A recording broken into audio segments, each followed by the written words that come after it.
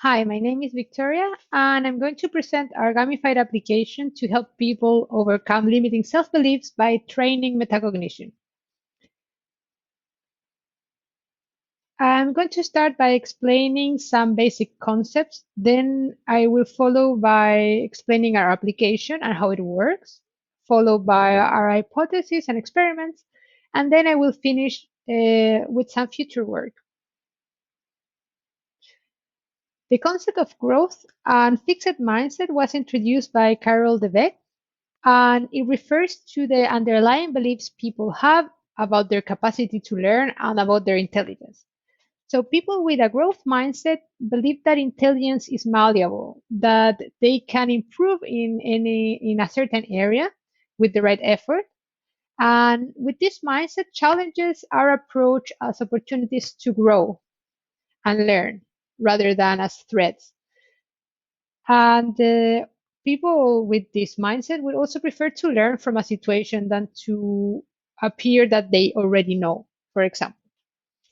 A person with a fixed mindset, in the contrary, believes that intelligence is fixed. So they are good or bad at something. I am good or bad at math.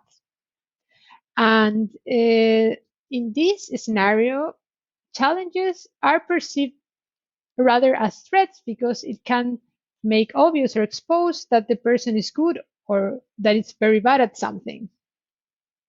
And in this case, for example, in a classroom, if a student has a rather fixed mindset in a certain area, he or she will prefer not to ask a question or not to say something out loud so other people don't think that he or she doesn't know.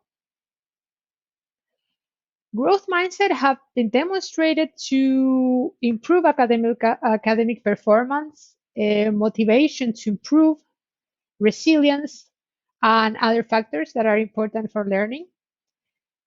And Carol Dweck has emphasized the importance of self-regulation, emotional and mental self-regulation, in order to overcome fixed mindset. She says that we are not only fixed, we don't only have like I have a fixed mindset or I have a growth mindset, but we all have both in different areas, and that it is important to get in touch with fixed mindsets when they happen and as they happen, and with emotions and feelings that come with this, in order to go through them regularly to overcome them. However, nowadays, mindset interventions focus on helping people understand more at an intellectual level that their intelligence is malleable, that they can improve with the right effort, and that the brain is plastic and like a muscle.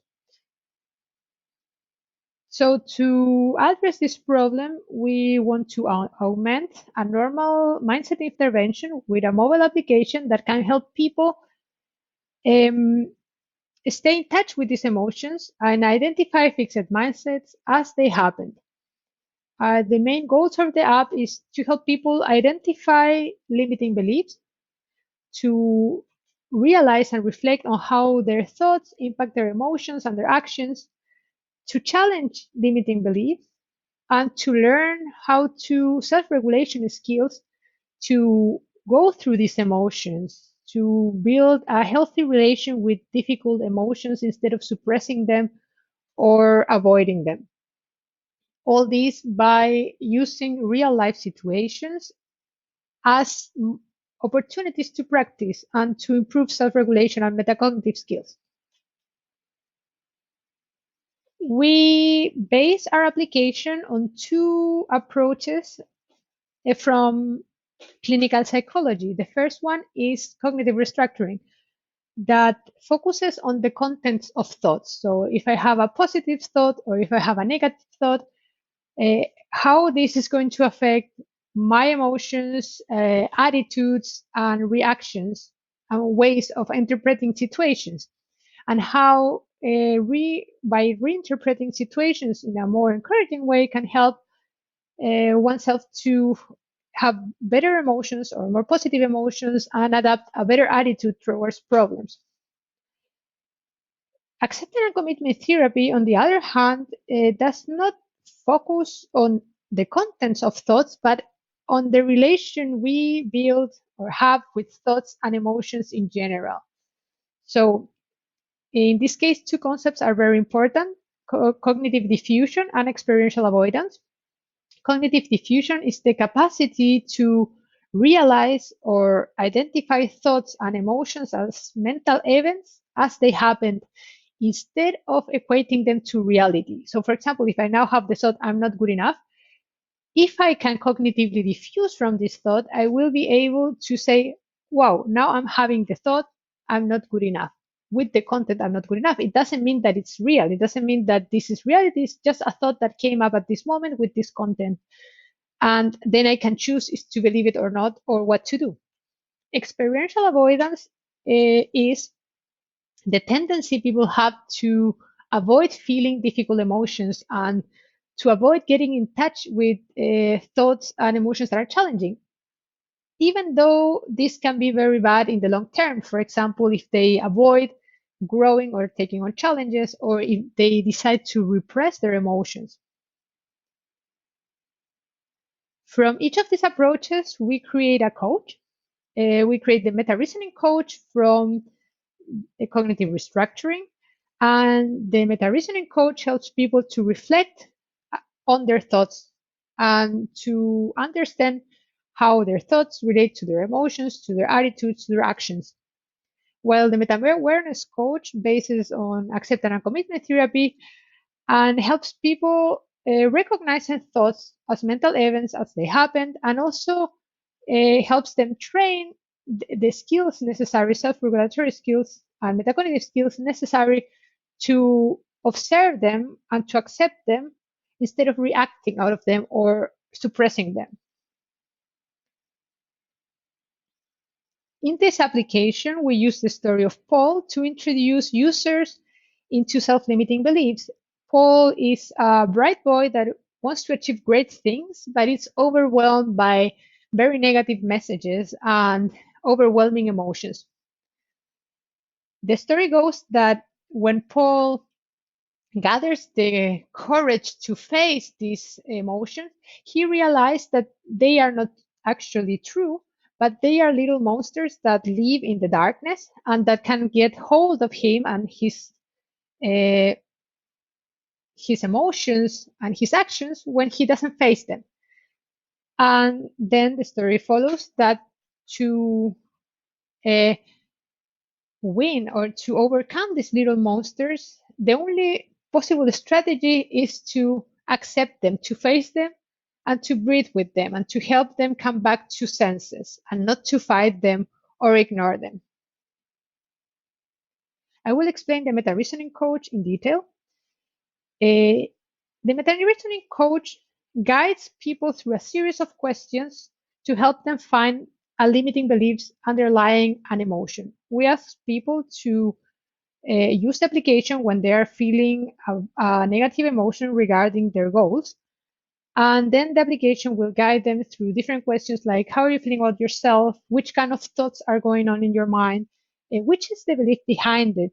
And if people don't really know how to name it or put it into words, there is a drop down menu with a series of limiting beliefs and thoughts gathered from different questionnaires to help them search how they actually feel or what are they thinking if they're not used to speak, put their feelings or their thoughts into words. Then the users create a little monster avatar that it will help them find or recognize this pattern later. So it is an identifier.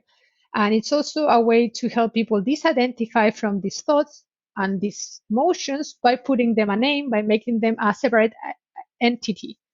In this case, the user created a little green monster called Anxiraptor. And yes, with the belief, I'm not good enough. Then the application helps people to come up with more encouraging beliefs. So, for example, believing giving my best brings me forward, makes you feel motivated and want to keep going. All the little monsters go to the monsters profiles where the user can come back to their reflections or reflect some more in some topic that they believe they have to work out. And they can also use their profiles to catch the monsters when they are active. I will explain now the meta awareness coach. Once they have created a monster, then users can catch the monster when they feel anxious or when they feel, in this case, angry. So in this case, the user caught a self-critisaurus, and he can say how intense it feels, and then they go through a breathing guided exercise to accept how anger feels in the body, to breathe with it, and to embrace this little monster in a friendly way, to approach these emotions in a more lighthearted manner, and um, to learn how to relate with them, even though they may be painful, instead of acting out of them or suppressing them. To summarize, in time one, before using the application, we expect the users to have a thought, the user that has not been trained in this area, and to believe the contents of the thought. In this case, I'm not good enough, and said, okay, better I quit or do something else. I'm not good for this. In time two, we help the user to reflect about these thoughts and create a little monster avatar to represent this pattern. And in time three, after meta reasoning and with meta awareness, we expect that when the same thoughts come up, I'm not good enough, that the user is able to recognize it as the pattern he or she already identified. Oh, this is Anxiraptor. And now we'll do the exercise and keep going. We hypothesized that combining a short mindset intervention with the coaches will be significantly more effective than the mindset intervention alone, and that it will help people develop growth mindset, improve self-efficacy, and boost their motivation to improve. We will measure this by tracking the reduction in self-limiting beliefs, an increase in adaptive beliefs, and recording how often they actually get to do their practices, even though they are feeling bad at the beginning about it. So if they can keep their motivation. We will also measure growth mindset, self-efficacy, and motivation to improve before and after the experiment. As further work, we want to add new avatars representing cognitive biases. We also want to open the application for difficult emotions in crisis time, like in COVID, and to self-regulation in general, so that people can use it also when they're feeling angry in general with life or with somebody or about themselves, but not only in regard to a goal. And also in a broader context, we want to see if the coaches are helpful for people to make progress to their ideal self or a more aerodynamic lifestyle. These are the references.